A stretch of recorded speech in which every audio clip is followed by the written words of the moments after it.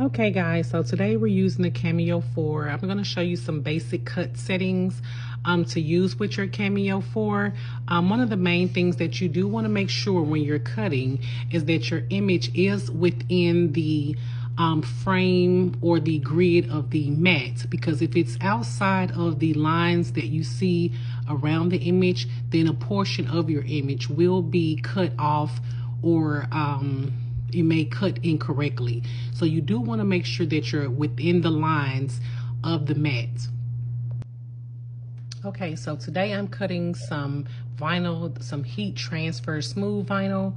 And depending on what type of vinyl you're using, you would go here and you would change your settings to match the type of vinyl that you're cutting. Another option that you see is the force. That is how deep you want your image to cut. Sometimes you have to increase or decrease this setting to make sure that you get the full cut out of your image. This is the passes. This is how many times you want your image to continue to cut in one setting. Some vinyls, you do have to cut them twice. So sometimes you do have to change this to a number 2 in order for your vinyl to cut correctly.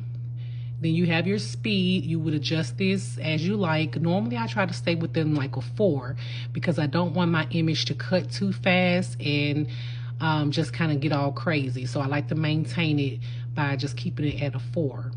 Then you also have your blade. This is how much you want your blade to cut, like the deepness of your blade.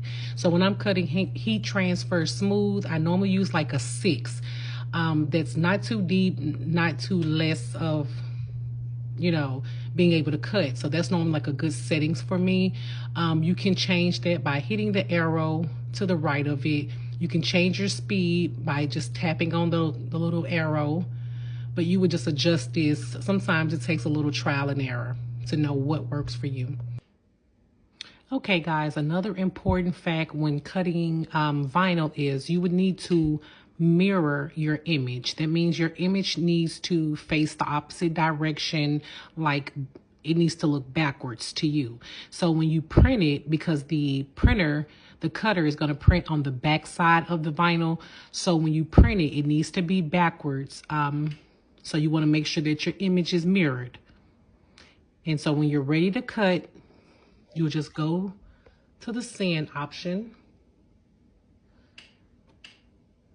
And if your image is already mirrored, as we just discussed, you would just go ahead and hit send as is to start the cutting.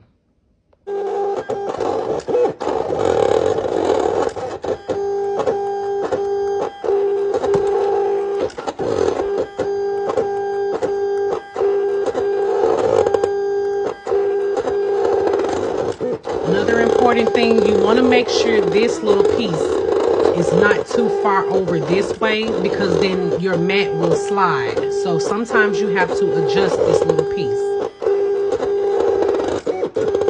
Okay guys, so we're almost there. This next step is called weeding.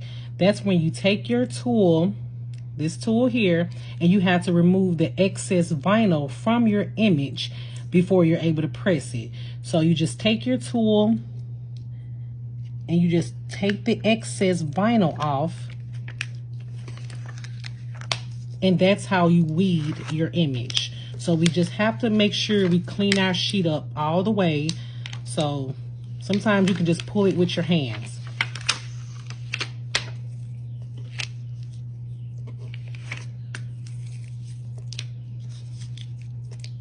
Okay. Okay, y'all, so this is what the image will look like once you have removed all the excess extra vinyl from it.